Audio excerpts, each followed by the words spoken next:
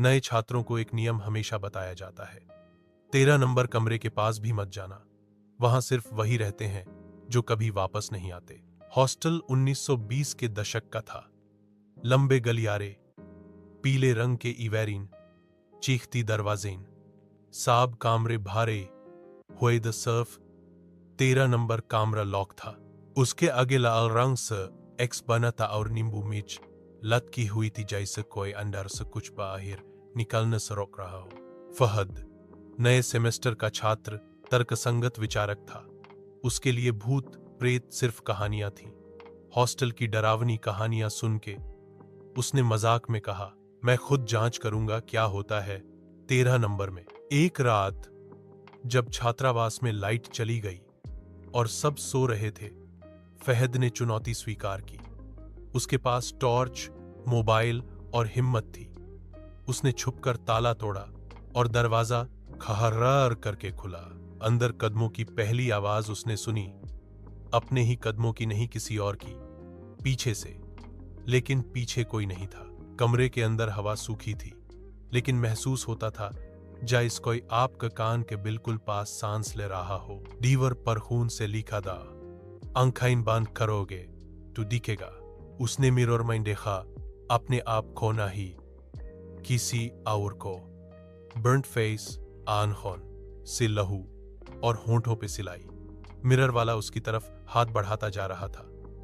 फहद ने पीछे देखा, कोई नहीं। फिर भी उसके कंधे पर किसी ने ठंडा हाथ रखा। उसने चीखने की कोशिश की, लेकिन गला बंद हो चुका था। टॉर्च ब्लिंक करने लगी।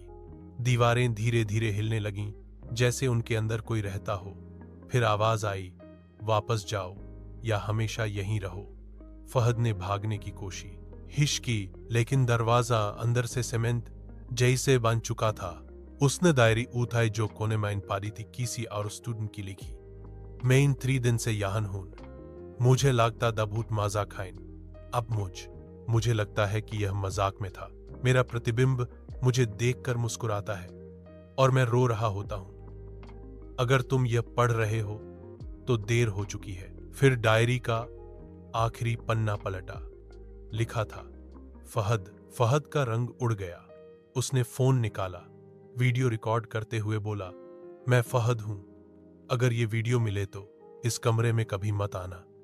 ये जिंदा नहीं, ये खाता है। तभी फ्लोर से 2 जलते हुए हाथ निकले और उसके पैर जकड़ लिए। कमरे में चीखने की आवाजें गूंजने लगीं। मिरर में उसका रिफ्लेक्शन हंस रहा था और असली फहद जमीन पर घसीट रहा था। छत से लहू टपका। एक चुड़ैल चादर में लिपटी हुई, मुंह उल्टा और आंखों में लाल रोशनी हवा में तैरती हुई सामने आई। अब तू हम में से एक है। उसका मुंह खुला, अंदर अंधेरा था, लेकिन उसमें और चेहरे चिल्ला रहे थे। फहद चीखता रहा, लेकिन सिर्फ कमरा सुन सकता था। अगली सुबह 13 नंबर कमरा फिर से बंद था। वार्डन ने अंदर देखा, कोई नहीं था, सिर्फ एक फोन। उसमें सिर्फ एक फाइल थी, फाइनल मैसेज MP4, जिसमें फहद का आखिरी लफ्ज था, अगर जिंदा रहना चाहते हो इस कमरे का नाम भी मत लेना। दीवार पर नए खून से लिखा गया, अगला कौन?